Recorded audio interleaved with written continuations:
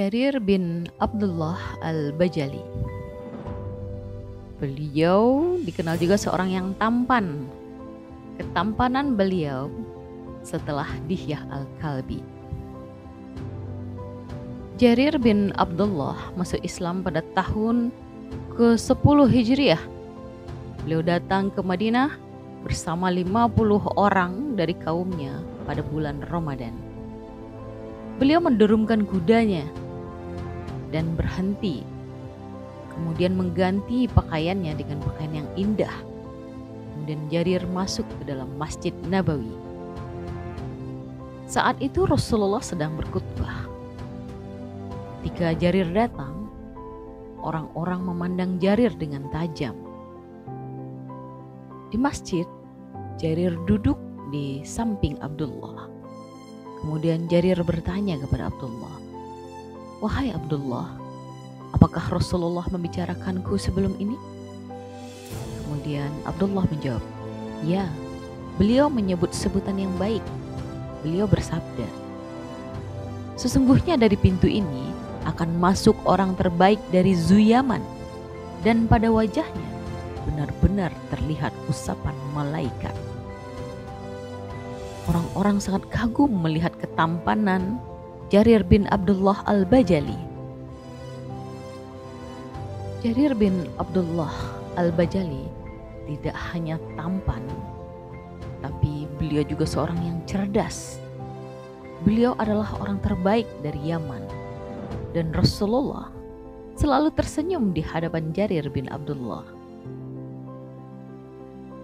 Umar bin Khattab pernah memuji Jarir. Umar berkata, "Jarir adalah Yusufnya umat ini." Nah, Jarir selain seorang yang tampan, seorang yang cerdas, beliau juga salah seorang pasukan terbaik dari Rasulullah. Setelah Rasulullah wafat pada masa kepemimpinan Umar bin Khattab, Jarir bin Abdullah ikut perang Qadisiyah yang dipimpin oleh Sa'ad bin Abi Waqqas. Pada saat itu, Jarir bin Abdullah sebagai pemimpin sayap kanan dari pasukan Sa'ad bin Abi Waqqas. Di Yaman ada namanya rumah Khaz'am. Orang Yaman itu mengenalnya sebagai Ka'bahnya orang Yaman. Setelah Jarir bin Abdullah masuk Islam, Rasulullah bersabda kepada Jarir, "Tidakkah engkau berkenan memenangkanku atas urusan Zulkhalasah?" Zulkhalasah itu maksudnya adalah rumah Khaz'am atau Ka'bah Yaman tadi. Nah, kemudian Jarir berangkat dengan 150 pasukan berkuda, kemudian merobohkan Zulkhalasah. Kemudian setelah sampai kepada Rasulullah bahwa Jarir bin Abdullah merobohkan Zulkhalasah, kemudian Rasulullah mendoakan Jarir dan pasukannya 5 kali. Ketika sampai berita itu kepada Rasulullah SAW, Jarir mengalami sedikit kelainan pada pinggangnya. Pinggang Jarir itu agak sedikit bengkok, sehingga Jarir tidak bisa duduk mantap di atas kudanya. Kemudian Jarir meminta didoakan kepada Rasulullah, dan Rasulullah pun mendoakan Jarir terkait dengan pinggangnya yang tidak bisa mantap duduk di atas kuda.